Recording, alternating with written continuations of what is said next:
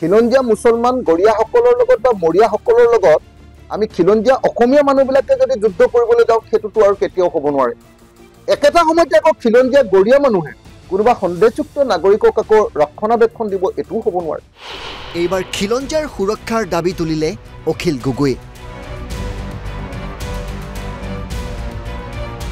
শিৱসাগৰ এতিয়া জ্বলিছে মিয়াৰ আগ্ৰাসনক লৈ খিলঞ্জীয়াৰ অস্তিত্বৰ প্ৰতি ভাবুকি আহিছে আৰু এই খিলঞ্জীয়াৰ অস্তিত্ব ৰক্ষাৰ হকে এবাৰ মাত মাতিছে শিৱসাগৰৰ বিধায়কগৰাকীয়ে তেওঁৰ মতে জনজাতিকৰণৰ জৰিয়তেহে অস্তিত্ব ৰব খিলঞ্জীয়াৰ জনজাতিকৰণ হলে বিধায়ক সাংসদ সকলো খিলঞ্জীয়াৰ হ'ব 6 জনগোষ্ঠী নহয় মুঠ 8 জনগোষ্ঠীৰ জনজাতিকৰণ দাবী কৰিলে অখিল গগৈ দ্বিতীয় বস্তুটো হ'ল কালি নাগৰিক সভাই খুব সুন্দৰকৈ এটা বস্তু কৈছে যে হসাকে অসমীয়া মানুহৰ অস্তিত্বলৈ সংকট আহিছে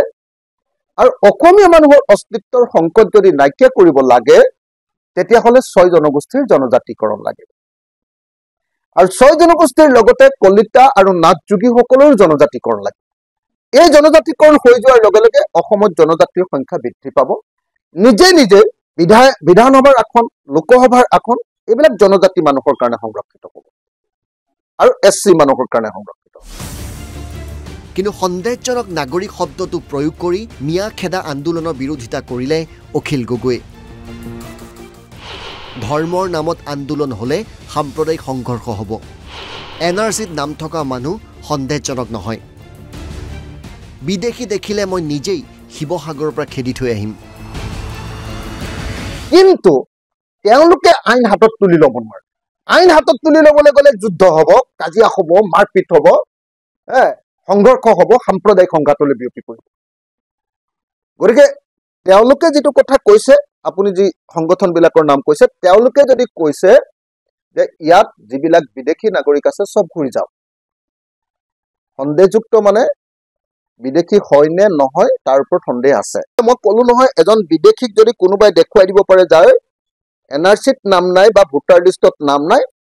তেওঁক মই শিৱসাগৰত থাকিবলৈ দিম নেকি কওক আপোনালোকে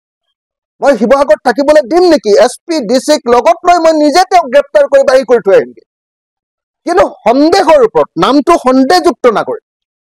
তাৰমানে মাজত হ'বও পাৰে বিদেশী হ'ব পাৰে স্বদেশী সেই মানুহক সন্দেহৰ ওপৰত ভিত্তি কৰিতো কোনো মানুহে মাৰপিট কৰিব নোৱাৰে ভাই এইটোতো ভুল কথা আপোনালোকে লজিকটো কি নুবুজি লওক শব্দটো কি ব্যৱহাৰ কৰি আছে বিদেশী বুলিতো কোৱা নাই সন্দেহযুক্ত নাগৰিক বিদেশী বুলি যদি প্ৰমাণ আছে তালিকাখন দি দিলে হ'ল আজিয়ে মই এছপি আৰু ডিচিক লগত থৈ সীমান্ত পাৰ কৰি থৈ আহিম এজন বিদেশী আমি কাগজটো চাম